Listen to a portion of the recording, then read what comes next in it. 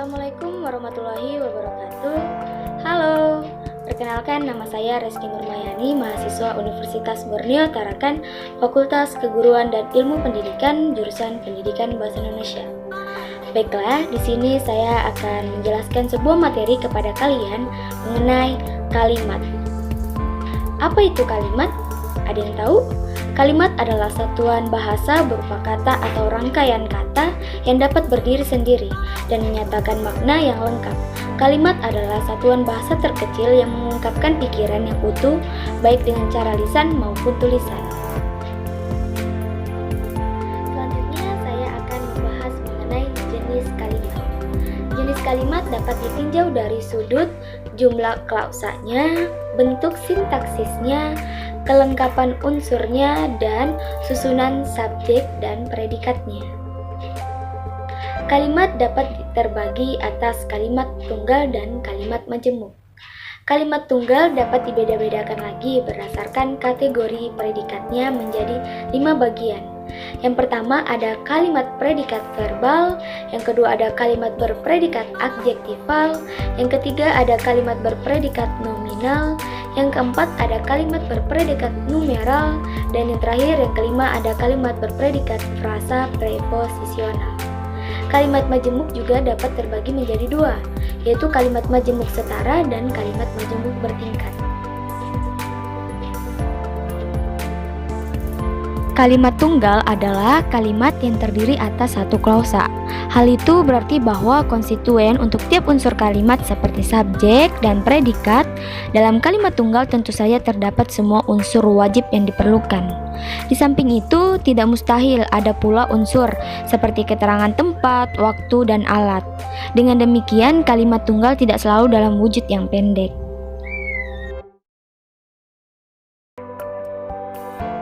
Adapun contoh kalimat tunggal, yang pertama yaitu dia akan pergi, dan yang kedua ada kalimat kami mahasiswa Atmajaya, dan contoh yang ketiga yaitu mereka akan membentuk kelompok belajar. Dari ketiga tersebut itu termasuk contoh kalimat tunggal. Kalimat tunggal dapat dibeda-bedakan lagi berdasarkan kategori predikatnya. Yang pertama yaitu kalimat berpredikat verbal. Ada bermacam-macam verba yang masing-masing mempengaruhi macam kalimat yang menggunakannya, seperti verba tak transitif, verba semi-transitif, dan verba transitif.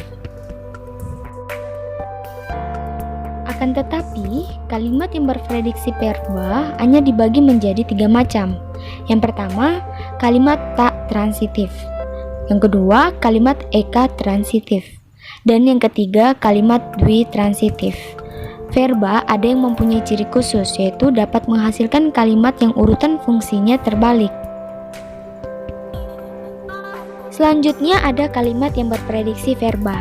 Yang pertama, kalimat tak transitif. Kalimat yang tak berobjek dan berpelengkap hanya memiliki 2 unsur fungsi wajib, yakni subjek dan predikat. Kategori kata yang dapat mengisi fungsi predikat terbatas pada verba tak transitif. Contohnya, Bu Camat sedang berbelanja.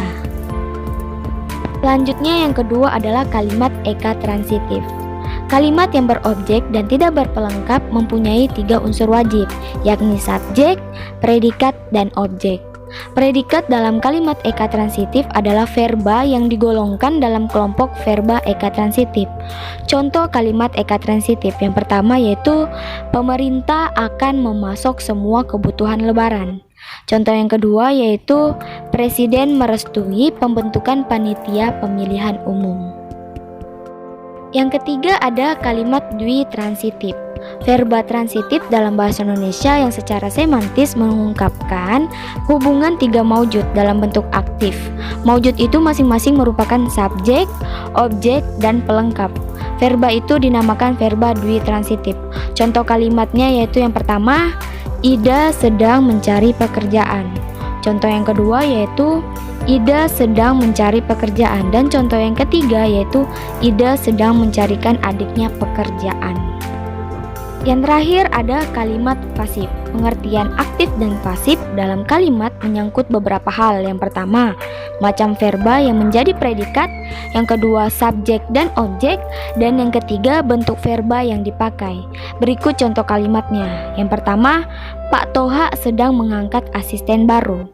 Contoh kedua, Ibu Gubernur akan membuka pameran itu. Dan contoh ketiga, kamu dan saya harus menyelesaikan tugas ini. Yang kedua yaitu mengenai kalimat berpredikat adjektifal.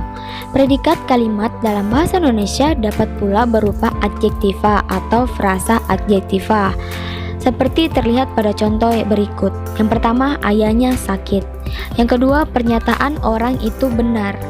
Dan yang ketiga, alasan para pengunjuk rasa agak aneh.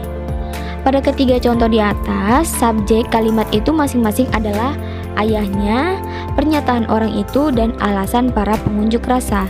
Sedangkan predikatnya adalah sakit, benar, dan agak aneh. Selanjutnya, yang ketiga ada kalimat berpredikat nominal. Dalam bahasa Indonesia, ada macam kalimat yang predikatnya terdiri atas nomina, termasuk pronominal atau frasa nominal. Dengan demikian, kedua nomina atau frasa nominal yang dijajarkan dapat membentuk kalimat, asalkan syarat untuk subjek dan predikatnya terpenuhi.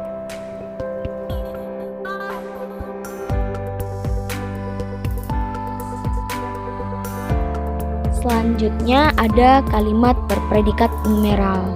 Selain macam-macam kalimat yang predikatnya berupa frasa verba, adjektiva, dan nominal yang telah dibicarakan sebelumnya, ada pula kalimat dalam bahasa Indonesia yang predikatnya berupa frasa numeral. Seperti tampak pada contoh berikut. Pada contoh di atas tampak bahwa predikat yang berupa numeralia kata bilangan tak tentu tidak dapat diikuti kata penggolong, sedangkan predikat yang berupa numeralia tentu dapat diikuti penggolong, seperti orang, dan wajib diikuti ukuran seperti meter.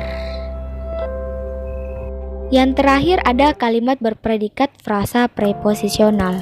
Predikat kalimat dalam bahasa Indonesia dapat pula berupa frasa preposisional, seperti contoh berikut. Perlu dicatat bahwa tidak semua preposisi dapat menjadi predikat kalimat. Kalimat-kalimat berikut terasa janggal bila tidak disertai verba.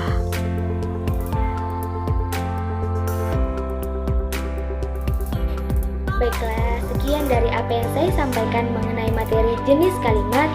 Semoga kalian dapat pahami dan dimengerti. Saya pamit undur diri. Sekian dan terima kasih. Wassalamualaikum warahmatullahi wabarakatuh.